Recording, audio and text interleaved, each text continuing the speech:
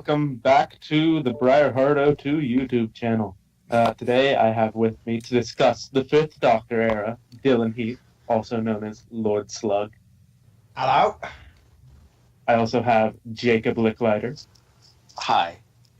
And Joey Morgan. Daleks! Okay. Sure. As you can tell, Jacob is the most enthusiastic and energetic of us all. Definitely. Yeet. So, how about we just jump right in and talk about the Doctor himself? Wait, this isn't a Gallifreyan Entertainment video, is it? Oh, God. You just told us to jump right in. No, okay, fine, okay, alright, I'm gonna start off, okay. Can I start off, Brian? Yes, you may start my off. opening statement on the Fifth Doctor? Okay, alright. So on paper, the Fifth Doctor could have been one of the most intriguing characters in Doctor Who ever. He starts off happy-go-lucky with a new lease on life in his new regeneration, very optimistic in regards to his new regeneration. However, of course, as the Fifth Doctor goes along, he becomes more jaded through some tragic events that happen throughout his era, namely the death of Adric, the betrayal of his mentor Barusa, other companion exits here and there, just big events that really changed him as a character. So by the end, dying at the end of Warriors of the Deep. Yeah, I was trying to avoid Warriors of the Deep, Brian.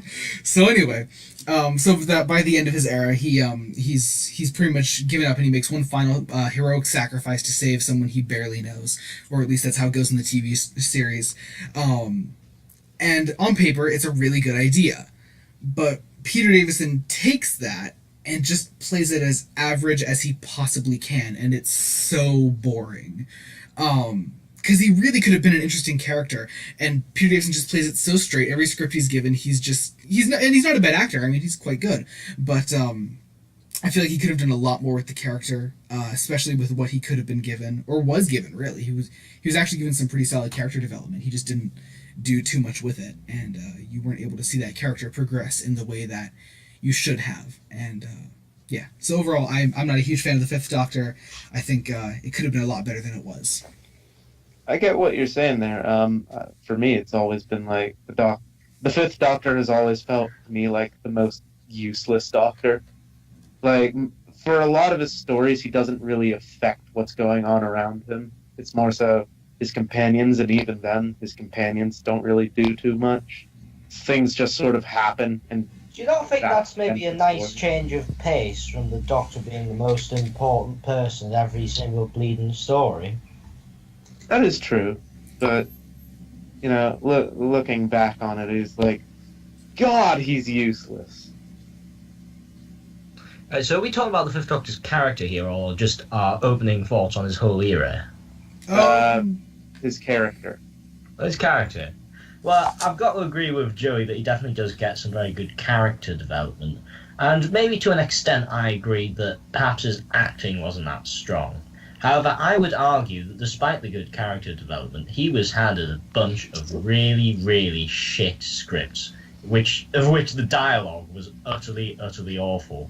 So Davison, even though he had a lot of work with in terms of character, in terms of the actual stories and the actual dialogue, he really did not have much to work with. So I think a lot of the blame needs to lie at the feet, not only of the writing, but also at JNT's decision to kind of kick out most people who had experience with Doctor Who, as it clearly shows that a lot of the people writing were inexperienced with the television show, and that was a big problem. And I think that's one of the reasons why, at least in my opinion, the Peter Davison era is probably the weakest of the classic series by a fair bit. Certainly, I agree. I'd also like to chime in and argue that the Fifth Doctor just, his initial character, and I understand it gets developed, is very, very weak. Like, throughout, like, I'd say his first 4 or 5 stories he got on television, he really doesn't get much to work with. It gets better as it goes along. It gets a lot better as he goes along, for sure. Yeah. I think, but you can kind of... The problems with season 19 are mainly the fact that there's too many companions. And not enough time to develop them in their stories. Yeah. Because in like the Hartnell era, when they had 3 companions, it worked because they had like 6 episodes to give them all something to do. Whereas here you only have 4, and that just isn't quite enough to juggle, 3 pretty new companions and 1 completely new Doctor.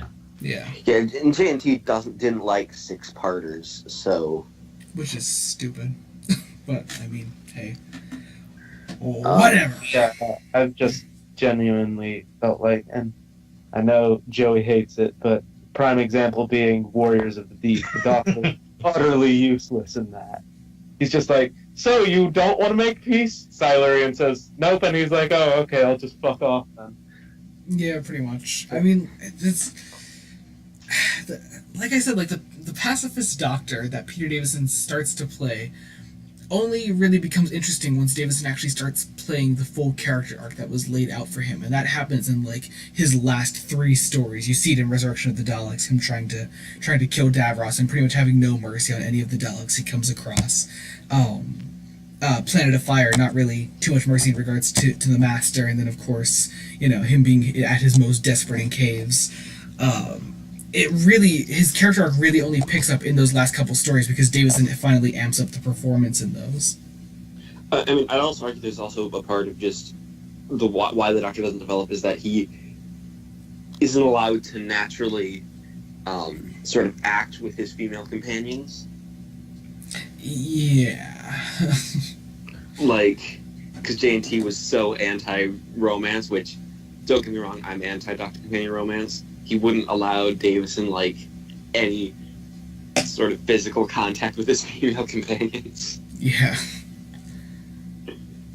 Well, but just to kind of go back to what you were saying a minute ago, Joey, I think why the story the character arc works so well towards the end is just very well placed in the stories. The fact that he's been kind of a peaceful Doctor who starts getting driven to kind of be a bit more violent. And I think the case of Androzani kind of perfectly highlights why his kind of a Doctor, as nice as it is and idealistic as it is, doesn't quite work as the Doctor. And I feel like that's the point of the story, to kind of show, the universe is just full of, cocks out to get each other. And, in that setting, all Pete Davidson's Doctor can do is just save one person.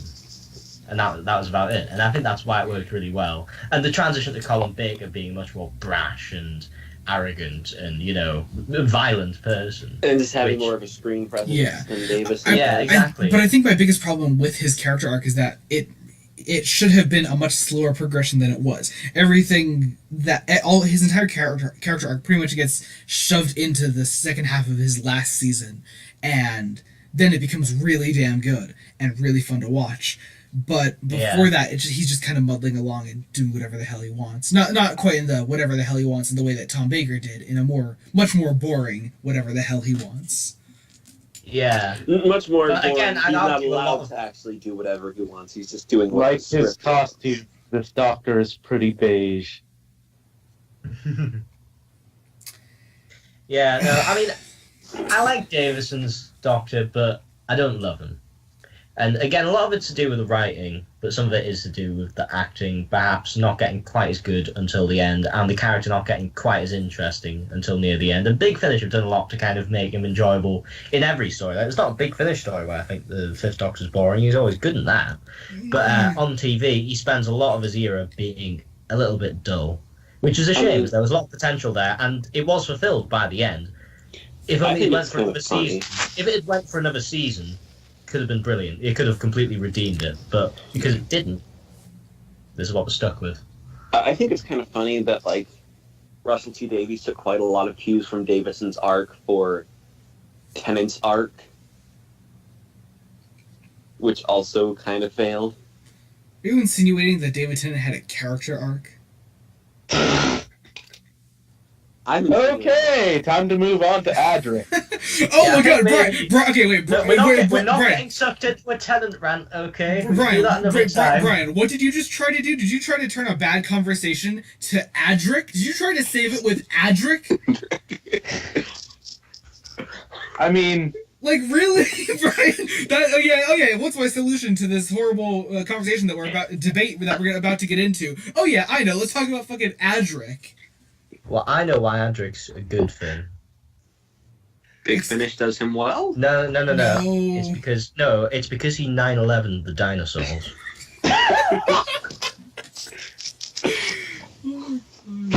Jesus Christ. Now I'll never know if I was right. Yeah, that's what the 9/11 attackers said. It's Adric. Just. It's because like, will I get my 72 virgins? You know. Oh my God. Now I'll never know if I was right. Sean. So yeah, let's talk about Adric. Actually, no. What more needs to be said? Let's just move straight on to Nissa. Adric was a Muslim all along. Adric would be much more interesting if he was a Islamic fundamentalist. That's all I'm saying. Okay, all we need to say about Adric, he's annoying, he fucking dies. I mean, he's already Everyone pretty rejoices. sexist, so... I mean, this would be an interesting time if Eric just showed up. Oh yeah, Eric's supposed to be in this. I totally forgot. Now we'll never know if he was right. I said yes. Eric, I trusted you. Okay then. So yeah, Anyway, should we actually talk about Adric now? I don't want to. You guys can. I don't really have anything to say. I don't think you can. Right. There's not a lot that can be said. He doesn't really have any character. He's just kind of annoying. I don't really find him that annoying either. Like, most people say, oh, he's so annoying. I never really found him annoying. I actually agree with Dylan. He just doesn't have a character. So there's nothing to latch onto. There's nothing for me to kind of say anything about him. It's just like, it's funny because this is just a young boy on TV. There's nothing else there. There's nothing to talk about. I actually felt like he had more of a character when he was with Tom Baker, and he sort of had a sorcerer's apprentice dynamic with him. No.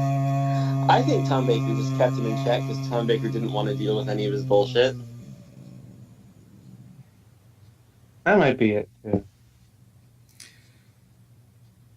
So, Big Fish does him well. No, shut up. Big Finish is not doing well. He's still trash overall. Yeah, no, well, he's the thing about Adric. In his last story, that's when they try to give him some sort of character arc. It's the same problem Davison has. Yeah. Like, throughout the series. But here's the thing. Adric met up with Davison, then in Earthshock, for no reason, he's just like, I'm gonna be an edgelord! But here's the thing. The reason it pisses me off so much with the Fifth Doctor is that, like, there was a character arc laid out for him, and nothing was done with it. Adric, they were just doing literally nothing with until his final story.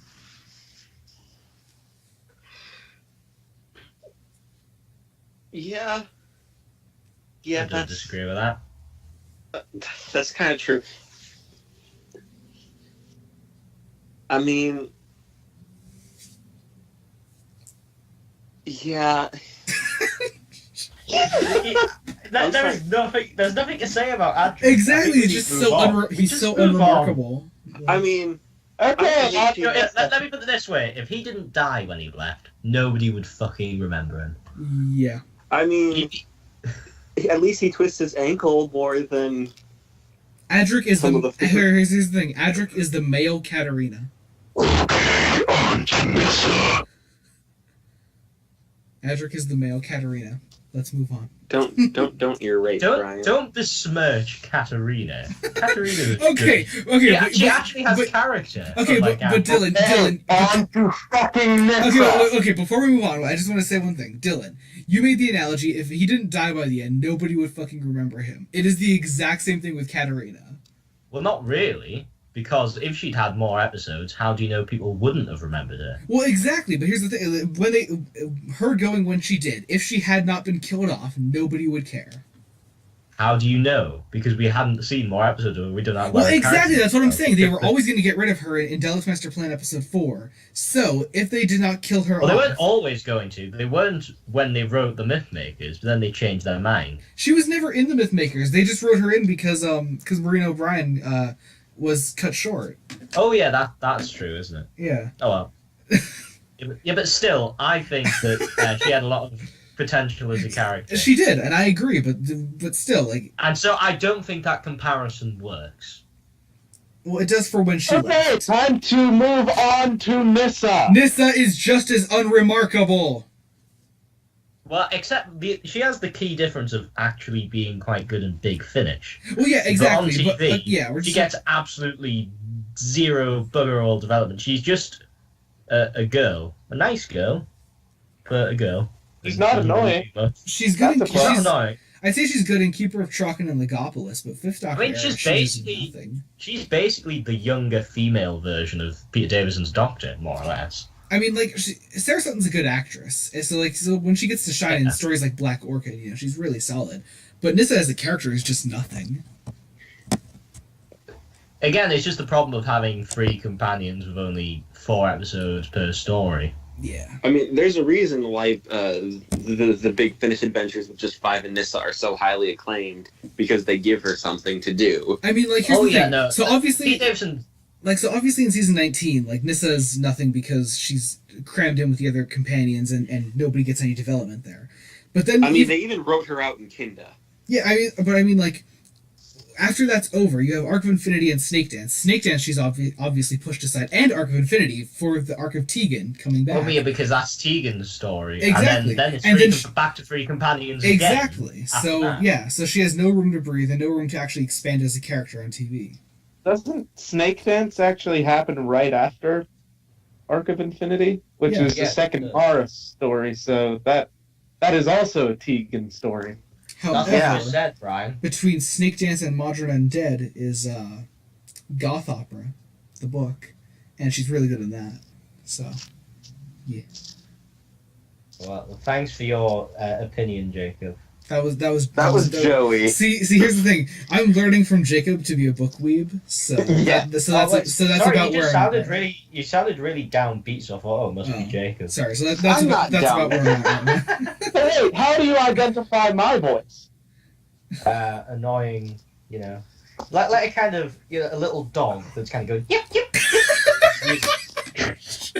You know, that's actually kind of accurate. Wow. Thanks, guys. God damn. Okay. You're welcome. Brian, what are your thoughts on Nyssa? Well, if I'm just a little dog, No, here, Dylan, why don't you take over the entire fucking podcast? it's not even a podcast. You're the one who invited Brian. me on here. You can't say you didn't expect this. No. What I think of Nyssa, good and Big Finish. I pretty much meh on TV. Could be better. I think And she has a takes- couple and moments she where she does takes off shine her on TV. trousers But in Terminus. Just gotta say that. Definitely a plus in my. well, unlike a lot of people, I don't absolutely hate Terminus. I do. Well, then you're actually retarded. The only Yeah, good because bit Terminus is boring. is when she takes off her pants. That is the only exciting bit. I bet JNT just saw the story and thought, fuck, this is boring. So he thought, well... Apparently, it's the even story though it that doesn't made excite- Peter Davison want to leave. I don't blame him. They just dangled 5 doctors in I front think, of his honestly, face. I think Terminus is like kind of the Peter Davison story of Peter Davison stories, if you get what I mean. Where Here's it's the just thing, like, if you watch Terminus, you get everything wrong with the Peter Davison era rolled into one. Lots of squandered potential. And Except boring. Adric. Oh, true.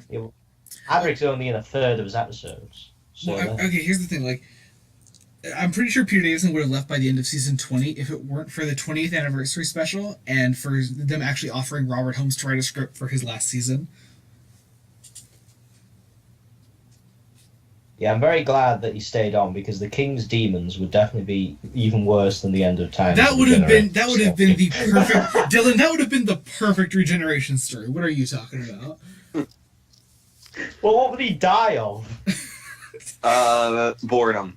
I mean, yeah, exactly. I mean, the Master is you literally just being the meddling monk in that episode. He's not even being that evil. You could have actually kind of created some good character drama though in there if the Master was the reason that he regenerated and I don't know made a bit more of a connection Over the between course them. of 2 episodes, Joey. I don't know. Well, they probably would have increased the. That the would have amount been of such a shit regeneration story. Yep. So, do we want to move on to Teigen now, since we're a little off topic? Teigen. I like Teigen. Hello! Right. So I'm gonna say this about Teigen. She's definitely the best developed of all of Peter Davison's companions, by far. Definitely. But I just don't like her that much. I just don't find her that enjoyable to watch. I mean, she's not bad, but I've just never really liked her that much. Very well developed as a character, but that doesn't necessarily make you enjoyable to watch the character. So that's really all I've got to say about her. I don't even think it's Janet Fielding's fault as an actress. No, I just no. think She's actually quite good. I really do like the way she plays the character. She's always a consistent character and really fun to watch. Especially after she comes back in Arc of Infinity, like, she's a much more interesting character then. I think it also helps that, I mean, with all of Davison's companions, they all agree their characters are kind of shit.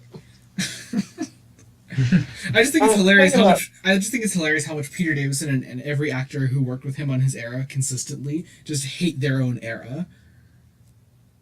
I mean, Black Orchid commentary, anyone? It's hilarious. You should listen to it. I want to Well, now. the thing about Teigen is, I think her really early stories, like first half of season 19, she's absolutely dreadful in, but as she goes on, she sort of mellows out. Oh yeah, no, because her entire definitely... character in season 19 is, when are we gonna get back to Heathrow? Like, Is that your Australian, Joey? Because it sounded like you were No, from I was just Brooklyn. doing a really annoying voice. I think it's at least 5 Well, why don't you just get Brian? bearable as a character, and I actually start to enjoy her, but I know not everybody enjoys her. Yeah, no, I definitely enjoy her a bit more in season 21, but still overall, here's the I've thing. just gotta say... Season 21 is when the Peter Davison era actually really tries, and it's the best Davison season by far. Yeah, I mean, it makes some Even with mistakes. Warriors Wars of are the deep, Deep. but, you know... Hey. Haha, gay boy, haha. It's not Right, that we'll save bad. the Warriors of the we'll save the Warriors of the Deep debate and when we talk about the episode, shall we? Fine, okay. Okay, so Teigen, I actually quite like her exit, actually. Especially considering how... It's a really good exit. Especially considering, like... That's all. you could like, some people could kind of group it in with like some of the really rushed exits of like Leela or Romana or Nissa, but I think it's actually really well done considering how horrific of a story Resurrection of the Daleks is and like how much that damages her as a character. I Yeah, don't well, think I it's mean, rushed at all, actually. Some people actually think it's really Leela was certainly rushed. more rushed than Tegan's. Oh, definitely. Like, I think it makes Tegan's perfect almost sense. kind of felt natural. No, it made perfect sense, especially with a story just as horrid as that. Like, I love the story, but it is really, really horrid in terms of the kill count. It's got a higher kill count than Terminator, and just people are just getting killed left and right. It was definitely the perfect story to kind of begin to end the Peter Davison era with, and it make sense why you'd want to leave after something as horrid as that. You know? And I also- actually and also- like that they leave on really bad terms. Yeah, and actually, Yeah. if you listen to the Big Finish audio of The Gathering, which takes place post Tegan's exit...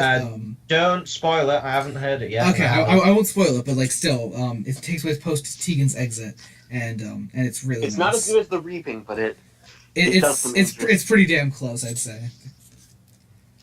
Really? Because The Reaping's like one of my favourite Big Finish audios. Oh yeah, I can't like the Gathering. that. The Gathering is actually my favorite Fifth Doctor audio. Jesus, okay, I'll have to listen to that then. Yeah, Alright, so do we want to move on to Turlo? certainly. Okay. Certainly. Right, so Turlo, did I start? Is that alright if I talk? Yes, Yeah, you can go go on, go on. Okay. Sure. So Turlo starts off with so much potential. He's actually a really well-written character and a well-acted character in both Mordred Undead and Enlightenment. And you're really enjoying watching him. It's nice to see a companion who's a bit of a change of pace, where, you know, he's trying to kill the Doctor. And he's got, you know, a lot of conflict going on inside of him because of that. Obviously, it's not so much interesting in Terminus, but that's Terminus's fault rather than, like, It's almost like Barbara Clegg and Peter Grimway knew Yeah. what they were doing with the... It's almost like they knew what But they the- were doing. But the problem with writing. is, the problem after that is that the moment the Black Guardian trilogy finishes, his character development just abruptly just ends, just like that. And for the rest of Peter Davison's era, he's just a depressed bastard. He does nothing of consequence. He's not interesting. And it's just a shame, because he started off with so much potential, and after his first 3 stories, he's just nothing. You can see the change right as it goes to King's Demons. I feel like Becomes flat, boring and not worth it. Yeah. At least it's like, And I feel like Turlo could have been a much more interesting companion if his run was restricted to the Black Guardian trilogy. Like, if by the end his character changed so much that he sacrificed himself for the Doctor in Enlightenment to stop the Black Guardian. Like I feel like it would have been a much more interesting idea if he was a more restricted companion like that. Well, I mean, he did try to kill himself in Enlightenment, so I can certainly imagine that happening. Yeah. This is another reason why Enlightenment is great. Enlightenment is a very good story. I would Although, even argue that this is no fault of Mark Strickson as an actor, but even Big Finish haven't. They've tried to do stuff with him, but I still feel like even though they haven't done much of him in Big Finish, they've made him at least a quite nice character to watch again. Whereas he was just really flat for most of the Davison era, bar his first few stories. In Big Finish, he's by no means boring. Big Finish. I mean, I also think that Turlo has a pretty nice, noble exit in Planet of Fire.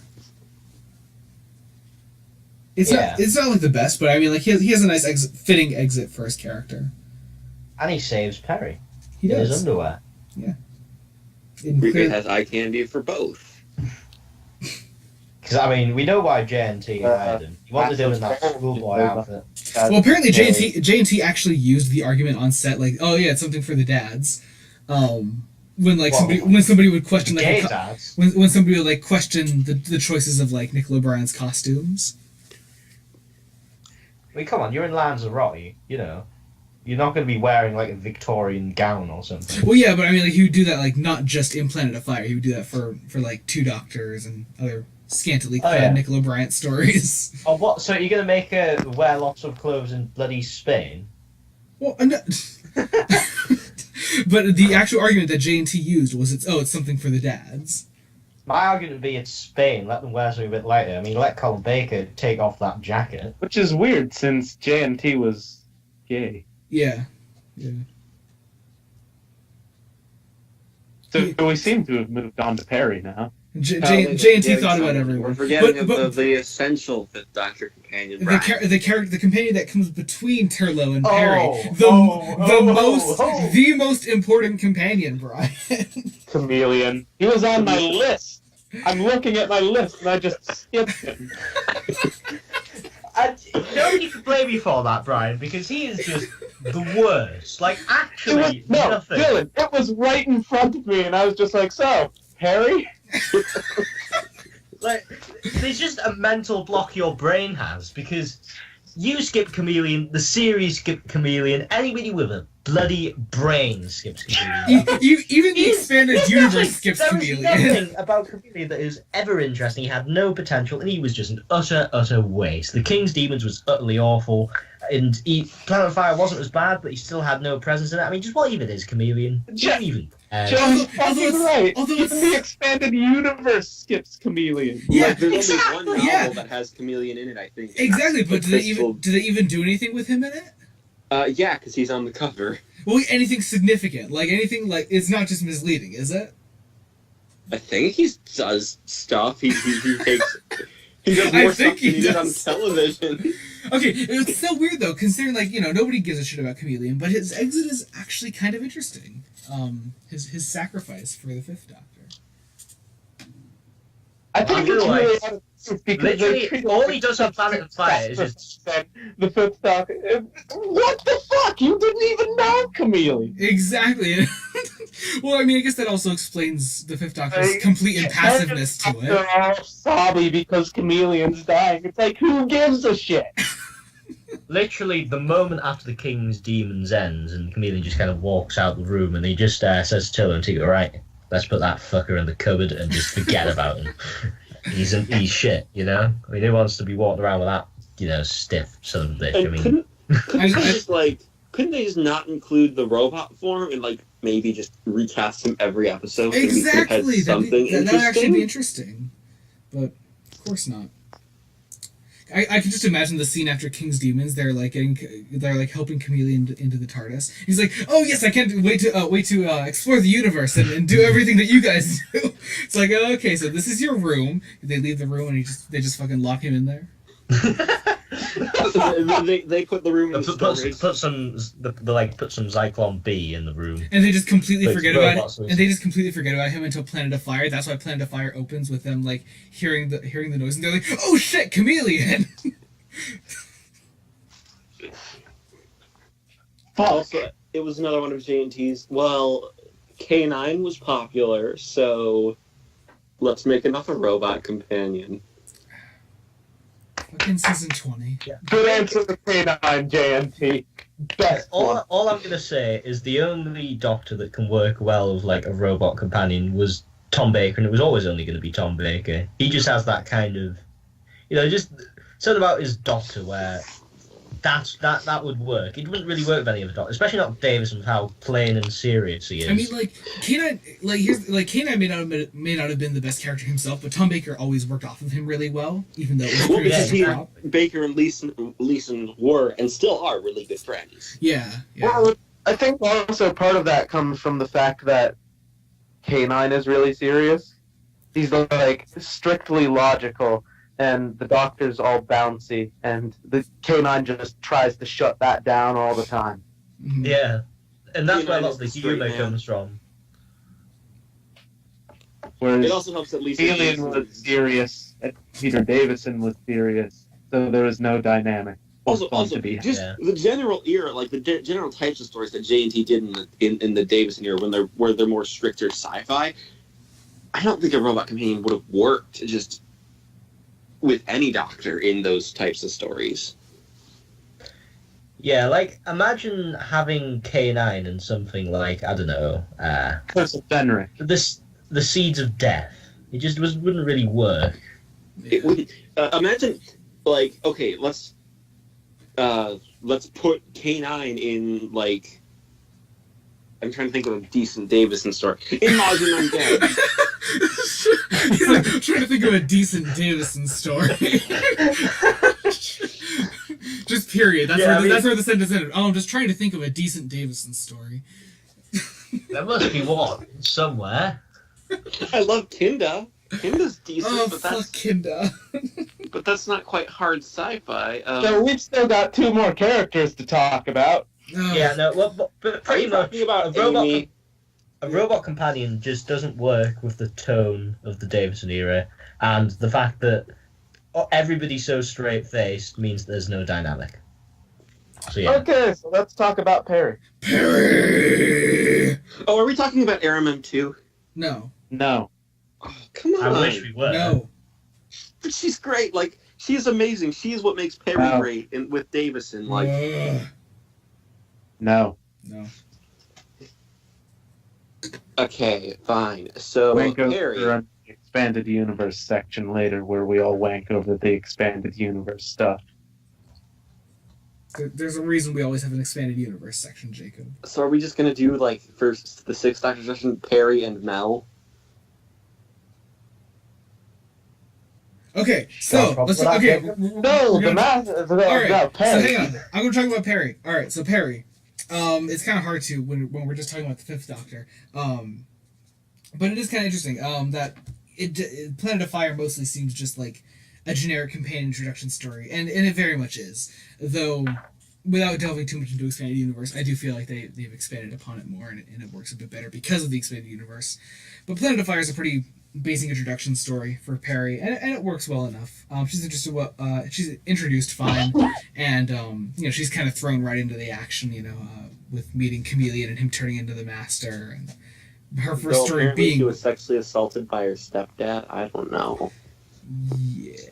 Anyway, and then you got Kids of Androzani, where she gets creeped on.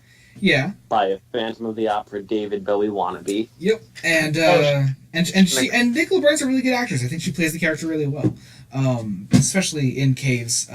Working off of Shara's Jack. And then she's pretty much the reason that the Fifth Doctor regenerates. He sacrifices himself for her, and it's a really nice scene. However, my biggest problem with Perry and the Fifth Doctor is that the reason the scene is really nice in Caves of Androzani is because the Fifth Doctor barely knows this person, and he makes this heroic sacrifice for someone that he doesn't even know well. What the Expanded Universe tries to tell you, then, is that they have probably hundreds of adventures between Planet of Fire and Caves of Androzani. So Actually, Big Finish confirmed that all of the adventures they've had is the only ones they've had, and they're not making any more. Yeah. well, that's good at least, but still, it's And a there's lot. only like I mean, two like books that take place in between that gap too. it's still a lot though. Like enough to pretty much belittle the Fifth Doctor's sacrifice. Well, Joey, there's so many inconsistencies in the Doctor Who lore. What you do is you just operate on cognitive dissonance just by holding both things to be true, that he barely knows, but he's also been there for ages, just so you can actually enjoy things. If you actually try to rationalize the Doctor Who canon, you I mean, will he not still barely enjoy does know her because a lot of you will not enjoy anything if you try to rationalize it. So just operate cognitive dissonance. It's actually quite good for you when you're watching Doctor Who. a lot of the Five Perry stories in Big Finish, the relationship between Five and Perry isn't what develops, it's the relationship between Perry and Araman. Very true. We're not talking about Aramem right now. Yeah, but that's kind of important to my Jacob. argument, Brian. I think Brian's just being racist because Araman's Egyptian. God damn it, Dylan! No. And classist because Araman's Why in does higher class everything than have he to is. relate to racism or Jacob's eye with you, Dylan? God damn. See, look, we were going this whole video without talking about Jacob's eye, and now you brought it up, Brian. Now it's your fault. Yeah, Brian, this is your fault. I spy with my little eye. Something beginning with.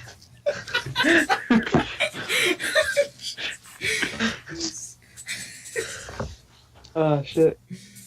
Watch Eric show up like in 5 I minutes. swear. Alright, so do we want to talk about the Master now? Yeet. Well, I'd like to give my opinion on Perry. Yeah, you never let Dylan go. Fine, See- sure. Go ahead. See, I let other people go first, and you just forget about me. This is all Which is fair, kind of a man. tough thing to do because you're Dylan. Anyway, so yeah, I like Perry. Perry's very good, and I agree with what Joey said about the Kids of Androzani thing. But I also think that we should just, hold two contradictory views on like characters and episodes and things in Doctor Who at once, just because you won't have fun watching it if you don't do that. So just do that, and you'll enjoy Perry in both the TV series and Big Finish. I think you have to do that for a lot of Doctor Who stories. That's what I said. That's what I said. It's just a general rule to apply to Doctor Who. Like, that's what I think. Just consider canon what you want, and even if it, messes up part of the canon that you already believe in, just consider it canon anyway, because it doesn't matter. It's so big, fragmented, and contradictory. You will only enjoy it if you just take each story one at a time. Argue Also, I that think we need to talk about how this is the point in Doctor Who history where Ian Levine gained power. Wow, what did he do? What the He was- Apart from find missing he episodes? became the official continuity advisor. Oh, okay. Well, I think it's... If you Well, I want mean, to- he's pretty qualified to do that. So, Well, yeah, but he's the reason that Warriors of the Deep went through so many rewrites. oh well, fuck him then. Well, that and Margaret Thatcher calling that special election, deleting 2 weeks from the production.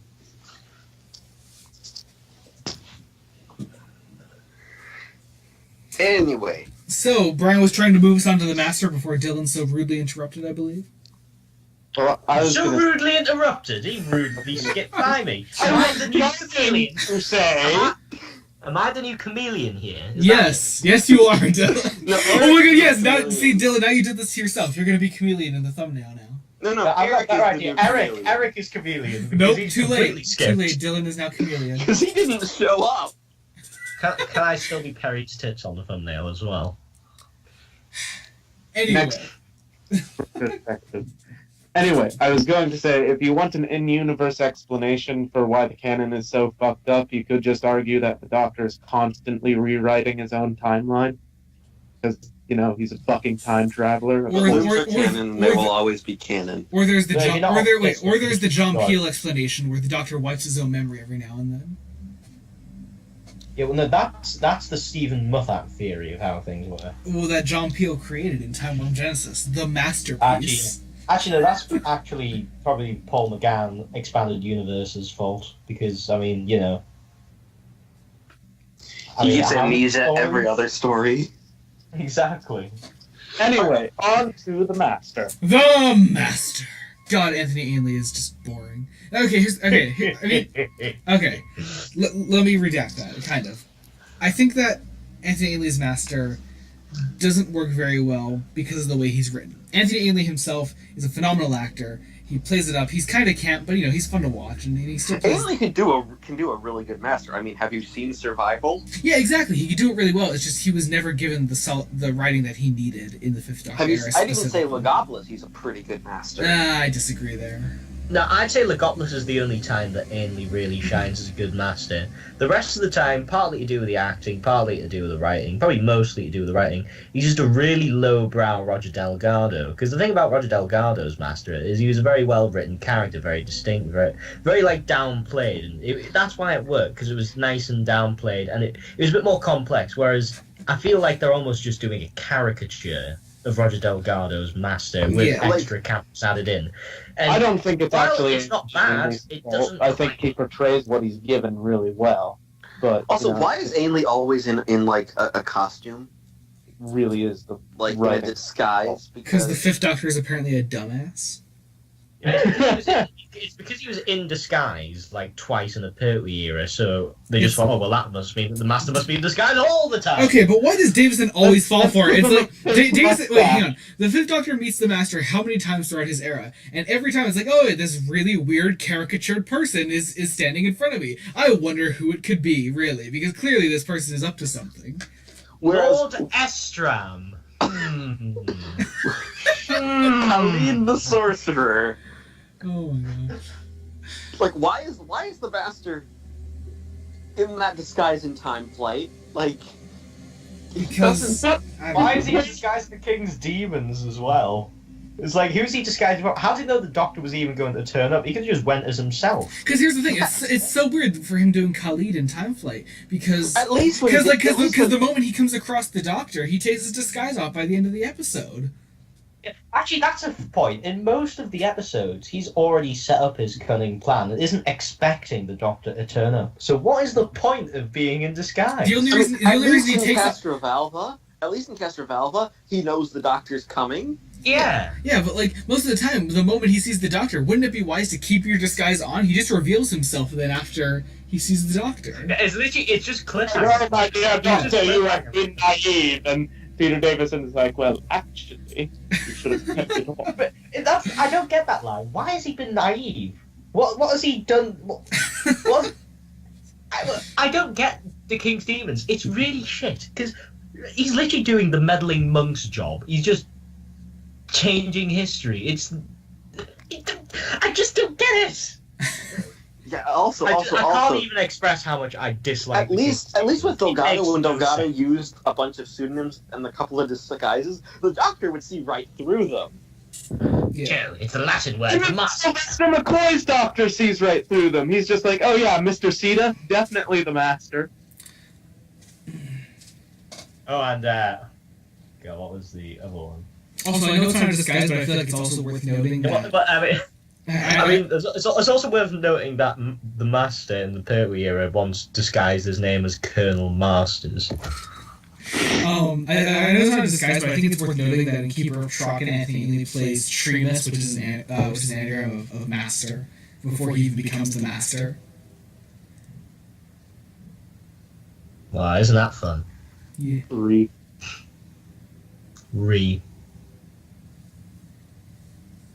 Amazing. So yeah, I like Ainley as an actor, but His Master's kind of fun, but he also not refused really to come that back good. for a big finish because they wouldn't pay him enough. Really? No. Yeah. That's sad. Wait, I thought he didn't do it because he passed away. I thought they had him on contract. He passed away in 2003. Yeah, that's... Yeah. Oh, yeah, that was after they did Desperate. Shit. And he passed away after they recorded Master. Huh. So they'd already decided Jeffrey Beavers was going to be there, man. I mean, it was a good decision because Jeffrey Beavers is easily the better Master. But, oh, by far. Yeah. Oh, Jeffrey Beavers. Better actor and at least in Big Finish a much stronger character. I want to blow job from that crispy man. As I said, Ailey's master is just a caricature of Roger Delgado's master. Okay, It's not who's near a what I train? say. Oh, that's outside my house. I apologize. It's just a dick. So yeah. Yep, there it is again. Not the best master, but He's not bad. So, want to move on to the best and worst story section now? Oh yes. Oh joy! Here comes the Warriors of the Actually, Deep discussion. Oh no, we still have a bit yet, Jacob. We're starting off with season 19. Oh god. Who starts So, then?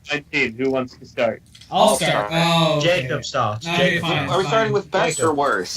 We'll just give both. Okay, best story, controversial, but Kinda. Ugh. I love Kinda. Kinda's good. Kinda's an amazing character piece. One of the few things that tries to give Davison some character. And I also love the idea of the Mara as a villain. Just as it's one of those sort of it's one of those a villain that's probably bigger than the Time Lords. Because it's like it feeds off of fear. And worst story, Forward to Doomsday, because we can all agree on that, right? Are we always going to agree for it's Doomsday? boring as shit. Fall of Doomsday isn't great, but I can get some enjoyment out of it. My worst story is different, but I'll let you all have your turn. Okay, Brian, do you at least agree with 40 Doomsday being the worst? Yes. Okay, alright. So, my favorite of season 19, this is also a pretty controversial one. I think it's Black Orchid. I just have a ton of fun with Black Orchid, and especially surrounded by all the really boring, dragging stories of season 19. I'd argue that Black Orchid is one of the most boring, dragging stories in season 19. But Oh my god, Dylan, if that's your worst story. it's not my worst story, but it's close. It's my second worst, for sure. Nope. His worst is Time Flight. Okay, so my favorite story from season 19 is Earthshock. Ugh. Generic. Basic as fuck. Yeah. I mean, Have you ever had the delight of a well-prepared meal? okay, that line's pretty shit, but Are you saying that well-prepared meals aren't actually quite good, and a reason you wouldn't want to be a Cyberman? I don't get emotion from well-prepared meals. What? So if you have a nice meal, you're not like, that was so lovely. Sad men are missing out on well-prepared meals. I won't deny that. I mean, I love a good pizza. Well, I mean, that's probably more shoddily prepared meal, but... I'm making curry and the onions making me cry. That curry is a well-prepared meal. Alright, so, Steak's also good. so apparently Dylan has the most controversial opinions here, so I want to hear this. Well, I mean, Earthshock being the best story of season 19 is not very controversial. I mean, it's the best in terms of the writing, in terms of the characters, in terms of the pace, and mainly the reason why it's so good is Peter Grimwade. His direction is absolutely sublime, and it brings together much better actors than the previous stories, much more focused writing. It's much less of a drag. It's Also, David Banks well-written has characters and a very good pace. And David Banks is excellent, yeah. It just brings a much higher class of writing, directing, and acting than the rest of season 19, which is pretty poor in all those departments for a lot of the time. So Now, what's worst the worst? Also be the best looking of said stories. Oh yeah, and that's Peter Grimwade deserves a lot of the credit for the reason why it's so good. Okay, but the script is shit. I think the Cybermen are portrayed pretty well in that one as well. No, not at all. Especially I mean, considering they're They're portrayed. not, I don't think they're portrayed like Cybermen, but I do enjoy them. Alright, what's your worst? Time Flight. I mean, it's just utterly nonsensical drivel. I still get some enjoyment out of it just because it's so ridiculously bad, but it still does drag a lot, and it's just absolute drivel, the entire thing. Especially, I mean, again, the master gets in disguise for no reason. Wasn't Time Flight written by Peter Grimwade? Yeah. Much better director than writer, although then again he did, we'll get on the next season a bit, but he did write a good one then. But yeah, no, Time Flight, I just can't think of anything good to say about it. It's just very sloppy, directionless writing, utterly nonsensical story that's not that fun to watch aside from its more hilarious moments, which are the moments with Khalid. Oh, and I guess since we didn't talk about them at all, Castrovala and the Visitation. Castrovala I don't like, but Visitation is alright. Visitation and Castrovala are both alright. Both of those stories are alright, but nothing I'd particularly harp on about. I don't like Castrovala. I don't Castrovala falls into the Christopher me trap. It's really boring, though. Of having too much exposition. Yeah. I mean, not much happens in Castrovalva, I think, is the problem. So, because I'm on a time limit now, onwards to season 20. Season 20, best story I think is Modern Undead, and worst story I think is Terminus. Best story is Enlightenment, worst story is Terminus. Right, the best story is Mordred Undead. It's really well written. It introduces Kamelion really well. It's a shame it wasn't capitalised on in later episodes other than Enlightenment, but it's still done so well, and it's a really good story. It's actually got, like, a lot of the Peter Davison era has lots of concepts that don't really have much done with them, but here it actually works and is interesting. Worst story is The King's Demons. I've already kind of had a little meltdown about it, and honestly, I think I need to do a video on it, because I almost can't really put into words why I don't like it. It's just everything about it is just not everything about it is not thought out. It's just okay. Wait, but worse than Terminus? Yeah, definitely. Huh. Terminus may be more boring, but The King's Demons is just so poorly written and thought out. I can scarcely believe it actually made it a TV. I think that's honestly one of the poorest scripts that's ever been approved for Doctor Who. And there's lots of episodes I hate more than it, but in terms of just pure writing, it's one of the poorest scripts to ever be accepted in Doctor Who. And the direction is massively flat as well. It's shit. So my favorite story from season 20 is Snake Dance. I think it's the two Mara stories fight me on that, but no, I agree with you actually, Brian. I really like it. Trash. I really enjoy Snake Dance a lot. Snake Dance is good outside of that's the my episode favorite 3 story cliffhanger. As far as worst goes, I'm gonna agree with Dylan for basically all the reasons Dylan stated. King's Demon is I'm glad I'm not the only one who hates that story so much. It's not terrible. It's just a bit of a fluff. It is. It's utterly terrible. Pieces of television I have ever laid my eyes on. That's a bit excessive, but alright. No, it is. It's just so poorly made and written. It's unfathomable. How did they make it a TV? It's so shit. Let alone as a season finale on the 20th anniversary of the TV show. It's because John Nathan Turner doesn't understand. This was the first season where this was the second season where John Nathan Turner didn't have any upper control. Because remember, for season 18, he had Barry Letts working above him. That's true. He had pretty shit season finales for every season of the Pete Davison era. Season 19, Season 20, and Season 21. Because remember, the Twin Dilemma was the Season 21 finale. Yeah. So, since we haven't talked about it, Arc of Infinity is an alright story. And no, it's shit. Arc of Infinity No, Arc of Infinity is alright. I like Arc of Infinity. I think it's... What's alright about it? In this weird void between mediocre and shit. Because I find I have some weird ironic enjoyment out of it, but... It's an odd one. The only reason the story was made was an excuse for John Nathan Turner to have a holiday to Amsterdam. Yeah, I don't know. But that's the same reason that Two Doctors was made. Yeah, but at least that was written by Robert Holmes. Yeah, but okay, Dylan, you cannot defend Two Doctors and then turn right back around and say Arc of Infinity is shit. Well, that's because the Two Doctors is actually good. Both are alright. No, Arc of Infinity it's just dribble.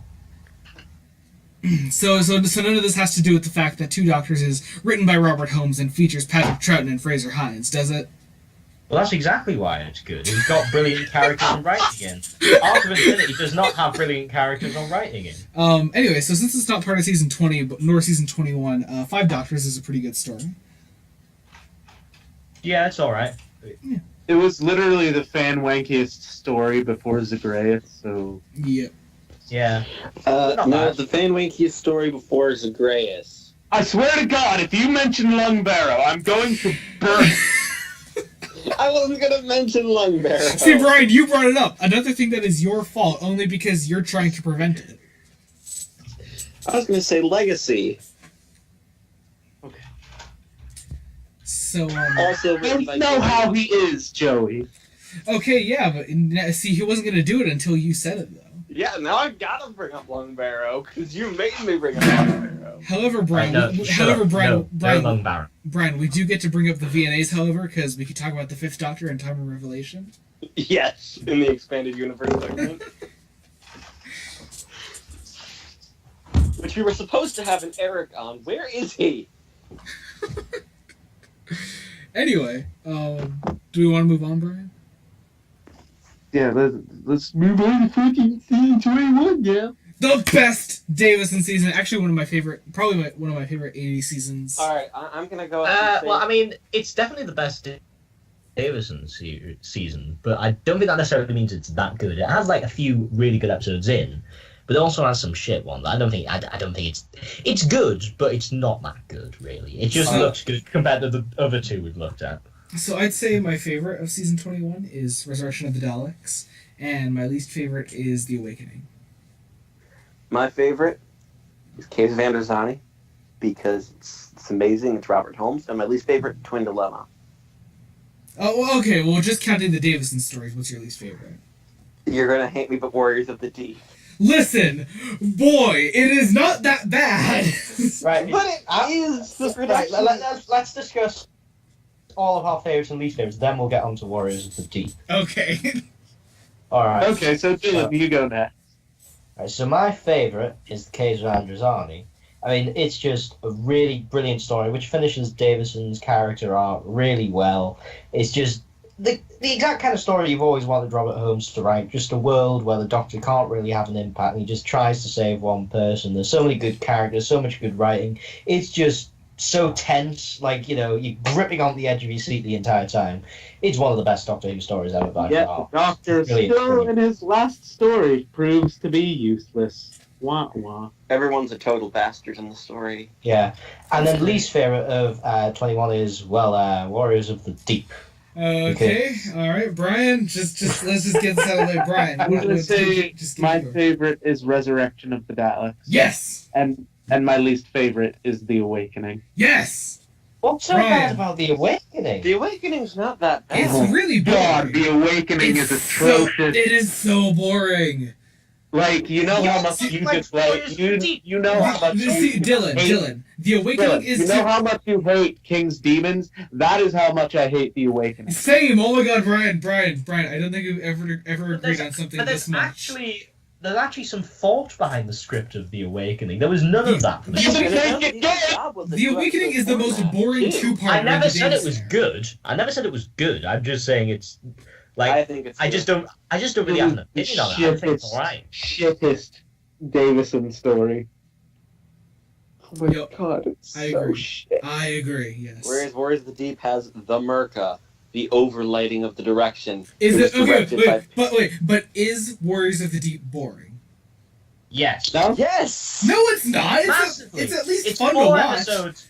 Okay, so, I mean, it's not good. I will give Joey that point. At least it's entertaining in some form. Exactly. It's not. The It's entire so thing fun. is sleep-inducing. The characters are boring. The At least The direction is Awakening flat has and Teigen doing some terrible. good stuff. Oh, come on. How can you No, not the like the dialogue gag is- where it's Peter not Davison really puts on the costume and says, "What have you been eating?" There's nothing interesting about Warriors of the Deep. It's just 4 episodes. And how can we forget the iconic Sea Devil cliffhanger turning to the Doctor saying, "Your turn"? It's got, here's the thing, it's got Ethan Pitt in it. In, like, the least flattering outfit ever. Look, here's the thing. It's not a bad story. Okay, it's a bad story, I admit. But Well, that's fine. I can forgive It's- you then. As long as you admit that, that's Well, yeah, fine. it's a bad story. We Here's don't the have thing. any argument then. I just don't think it's nearly as bad as anybody makes it out to be. It's a ton of fun. It's a ton of fun to watch, and I think that there's really something to commend in I mean, Joey, I'll disagree with you that it's still fun to watch, as I get absolutely no enjoyment out of it. But I will agree that perhaps it isn't as bad as some people say. Like, it's very far from the worst Doctor Who story. Like, there's none of Well, it I get that's ironic enjoyment. there's out of nothing. it. I think, There's nothing in Warriors of the Joey Deep that got made me ironic. angry. Well, I mean, There's nothing in Warriors of the Deep that really angered me at all. Nothing that The only thing that annoyed angers me me. is It was that it just has a a lot bit of shit. potential that it didn't capitalize on. exactly, and partially. the script I think is actually really strong in it, and it's just kind of weighed down by production values. He's not in my time zone. He's not in my time zone. Tell him Not to like- get in here. He must be. Oh my god! So we just got a message. Get in here now. Oh, no. God! We're Oh, gonna. he's not here now. 11 for him. I thought I had it figured out. So it's Brian's fault. It is my Yeah, fuck it, Brian. Hi, Eric. So sorry. We've been doing this for an hour. Eric, I am so sorry. You said it. I thought you said it was going to be like 11 for you, and I was like, yeah, sure. Is he in here yet? Get in here. Brian. Jacob. He's here. Is he? I haven't Yeah. heard him. He needs to speak. That's because you're talking over him. Okay, everyone, shut up. Let him speak. Or not. Okay. Where is he? He's here. But I mean, he's here, but he's not speaking. something's wrong. But anyway, Eric, I'm so sorry. Tell you what, why don't you come on the 6th Doctor one and we'll actually figure out what your time is relative to mine. Yep. Okay. Where are we going from here? Well, I mean, we've done the Warriors of the Deep rant. I mean, what else is there? Where is there left to go? Expanded universe discussion? Expanded universe discussion then. All right. I mean, it's good. There we go. We've finished. I mean, here's. We need to talk about Time Worm Revelation. Now that's the thing. Fuck. I mean, okay. So his big finish. I do talk about his big finish. I'm not really a big fan of it. Davison. Well, I think Davison's gotten a lot better as an actor. And he works a lot better with the scripts he's given. But what it actually does for the 5th Doctor is close to nothing. It really just kind of muddles along and just kind of keeps adding nothing to the era. Other than the 5 Nissa stuff. I think the Nissa stuff works really well. But adding the Perry stuff with Aramem, it destroys that really significant part of his era. And I think that they haven't really done anything really interesting outside of the Nissa travels between Timeflight and Arc of Infinity. Maybe bar bringing Nissa back after her exit in Terminus to give her a better exit. But even then, it's only they're only small portions of the mostly unnotable stuff that Big Finish has done for him, in my opinion. In my opinion on the Big Finish is that it kind of starts off really well in the early era of Big Finish. Like the 5 Nissa stuff and the Perry and Aramem stuff are all really good. They introduced some really good, really bloody good stories. Like the kind of thing you wish the Davison era would have done instead of the kind of bland, mediocre stuff. And it goes into some really dark areas. It, develops the companions extremely well. Maybe it doesn't develop the Doctor that well, but the companions get extremely well developed. However, I feel once they kind of stopped doing the 5 Nissa stories and stopped doing the Perry and Aramem stories about Big Finish Main Ranger 100, it went a little bit downhill. We haven't had as many good audios with him in since then. There's been a few, but I rather like The Entropy Plague and The Secret History, which actually has Stephen and Vicky as a companion, as well as the 5th Doctor box set, but I do feel it has gone downhill quite a bit. In terms of when they've introduced all of the other companions, it just, I don't know, the story focus hasn't really been there as much, and again, it's starting to have the problem of overloading the stories with companions. But oh well. Still, I think overall I really enjoy his Big Finish. Alright then. Jacob, Brian, Big Finish thoughts? He's think pretty good in Big Finish. I think that Perry and Aramem is probably the height of his Big Finish. No. No, I'd say I don't like his Aramem stuff at with all. Justice, but stuff I with mean, Aramem the stuff and with Perry this is comes also back. really, really good because Spare Parts and Creatures of Beauty and Primeval. Oh, Creatures of Beauty! Can I just take a moment to tell you how much I love Creatures of Beauty?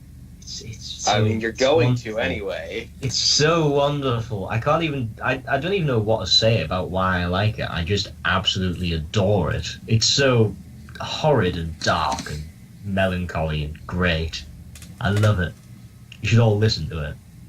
It's So really nasty. I want to talk briefly about the books. Although I think only really Jacob and I can add to this. One of my favorite. Well, I think Eric probably could if he starts talking. Wait. I haven't read a Eric. book with Eric, the- I don't know if you're trying to talk or not, but we can't hear you.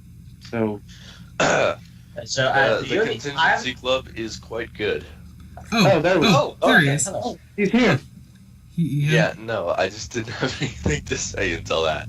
Oh, well, we asked you to speak earlier, but all right. Hi. Yeah, well, I couldn't hear any of you talking then. Oh, well, now you can. Awesome. Again, I'm sorry. I'm sorry, Eric. Well, I mean, I that was, thought that we was had my time screw zone up thing on figured time out. confirming. You're both wrong. so- Eric, Yo. I'm not sorry. Oh, okay. Dylan, this man looks up to you. Can I make it up What? to you by inviting you on to the next retrospective thing? I mean, Don't do it, Eric. It's a it would trap. involve watching through the whole Sixth Doctor era. Sure, why not? But that takes about 2 seconds, really. I mean, And you it's a can pretty skip short Twin one. Dilemma and Time Blast and just say their shit. No. They're worth Oh no! it. Don't tell me you like those as well, Joey. I like Twin Dilemma. I'm not big on Time Lash, but I enjoy Twin Dilemma. Oh, drivel. This is spoilers of my controversial opinions. Time Lash is good. Nice. I'm actually with kick, Eric on that one, Kick but him. that's the next Kick. discussion. Yeah. Kick him. Eric, do you have anything Nope, to say keep about him. the expanded Keep 'em. universe? I like him discussion? already. Alright. Okay, let me see. Well, the Fifth Doctor is the only classic Doctor for which I have no books, funny enough. Oh. So I can't really comment on it, other than, like, the 3 frames he had in, what was it, Supremacy of the Cybermen by Titan Comics. Where he's basically just shouting, "Run, Harry, run!" The only thing I can say about Peter Davison in the books is Cold Fusion is good. So I Oh yeah, haven't Cold read it. Fusion is I've heard really it. good. I heard it on an audio. The only reason you like it, Jake, was because it canonizes looms. Dylan, looms are canon, first off. Okay? We're just gonna get that out of the way. But look, Joey, I literally could not care less if they're canon or not. Okay, alright. Just making sure we're on the same page there. Alright. I mean, I could not care. So it is where I do want to talk about one of my favorite Fifth Doctor stories ever, Goth Opera, by Paul Cornell. I just think it's an amazing book. One of the darkest Doctor Who stories I'd say ever, honestly. It's got some pretty insane moments. Though where it really does shine is in its more psychological things as far as developing the character of Missa goes. And I always like the idea of vampires in Doctor Who, specifically in Goth Opera. It works really well. And yeah, I don't know. Good story. I've got one thing to say about Paul Cornell, though. Go ahead. When they announced that Bill was gay, he said it was bad that I wasn't excited for the fact that she was gay on Twitter. Nice. Because I said, why does this fucking matter? It shouldn't. We should be normalizing this shit. And he said, it's bad. Why do I'm sorry all for it. people who invest themselves in Doctor Who, like actors and writers, just take shits on you all the time? Like, I mean, maybe you are doing something wrong. Fraser Maybe Hines it's did you. it, now Paul Cornell did it. Well, Paul Cornell did it before Fraser Hines, but no. I think with Fraser Hines, it was a miscommunication. It was you said you wanted him fired. I did not say that. I said it would be nice to have Christopher Thompson playing the second Doctor in Big Finish. Yeah. Yeah, and That's hardly a controversial opinion. Oh, and also we should talk about Time of Revelation. I know I brought it up before, but it's worth talking about as well because it's another novel by Paul Cornell that includes where 5 is beaten up completely. by the Seventh Doctor. Yes. The 5 and 7 just have this BDSM relationship. Well, there are ropes involved. Yeah. The Seventh Doctor beats up the Fifth Doctor and ties him up. Which Eric has to portray for us. It's like, no, What? No. you. And the Seventh Doctor's like, oh yes, you will help me, or I'm going to give you the whip. You sound fuck all like McCoy. Whip helps me. April Fool's Day we are doing that. Everyone should read Time of Revelation. Dylan, there's a reason I'm McCoy and Brian isn't.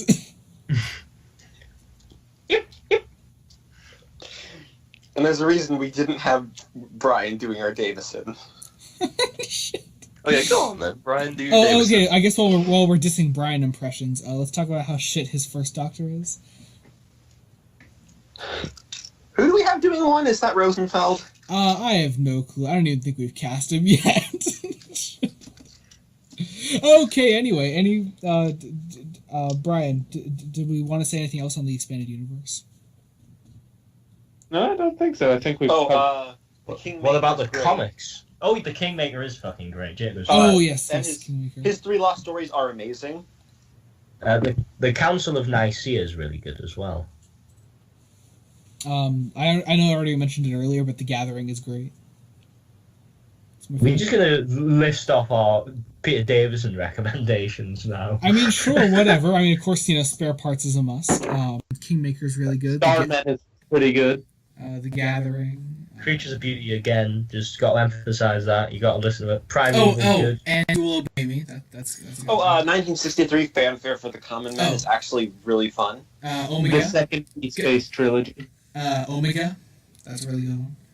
Yeah. Entropy Plague, Secret History. Fear of the Dark, pretty good so far. Loop Guru. No. Guru is my bae. I love Loop Guru. Winter for the Adept is fun. Oh yes, that's a fun one. I like that one. Well, Anyway, because I have to get going soon because I have things to do today. I'm sure you did, Brian. Let's get Eric's rapid fire opinion on best and worst story from each Davison season because he missed out on. Or hang on, how about this? Oh, I had this in a notepad document. To better cover it all, just give your final thoughts on the Peter Davison era, Eric. Your first and final thought. No. Let's at least do the rapid fire thing because I feel bad. And how about not just rapid fire? Do it as a rap. I would have nothing to rant about, really. No, it said rap. A rap. Yes, Yeah. rap's your favourite Peter Davison story. No. Just Freestyle that shit, rap boy. about how great Fort of Doomsday is. For the Doomsday actually is pretty good. Oh Okay. my God! No. Oh no! Anyway, Doomsday Eric, is pretty your good. favorite and least favorite Davison stories from each season. Go. Favorite and least favorite? Okay, season 19. Favorite Black Orchid or Kinda? Yes! Least, Yes, Black least Orchid! favorite time Black Orchid shit. Season 20. Best Modern Undead. Yes. Worst The King's Yes. Demons. My opinion on the Oh, King's I Demons love has you, changed Eric. slightly since I last saw it.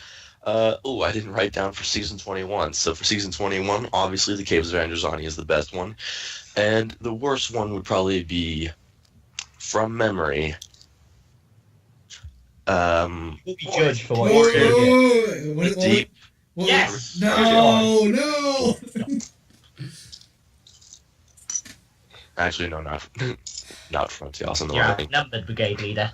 Oh yeah, we didn't talk about Frontios at all. Frontios is pretty good. I like Frontios. It's easily, Frontios is good. It's easily the best Chris Bidmead Doctor Who story. It's a Legopolis trifle slow. Legopolis is better than... No, fuck Legopolis. Oh, Legopolis is great. Nah, shit. I'd argue that the best Bid Meet story is probably Renaissance of the Daleks. I haven't heard that. Is that Did you just say Renaissance? The Renaissance of the Daleks. But it is. That's the name of the story, Brian. It's the Renaissance. What do you call it? Renaissance. That's the Renaissance. That's how the word is pronounced, Brian. Yeah. Maybe you Yanks pronounce it wrong, but it's actually called the Renaissance. Because it's French/Italian. Yeah, exactly. Okay. You know, my favorite thing to come out of the Renaissance was Shakespeare. Okay, Anyway, I want to thank all of you for joining me today, even Eric. Eric, I'm sorry. I beg your forgiveness. Don't apologize. Maybe. Okay. You missed on some good banter. Oh, sorry. Anyway, so thanks for coming on, Eric. I'm sorry you ended up being the chameleon of this. Oh, by the way, we're making Maybe. your head the head chameleon.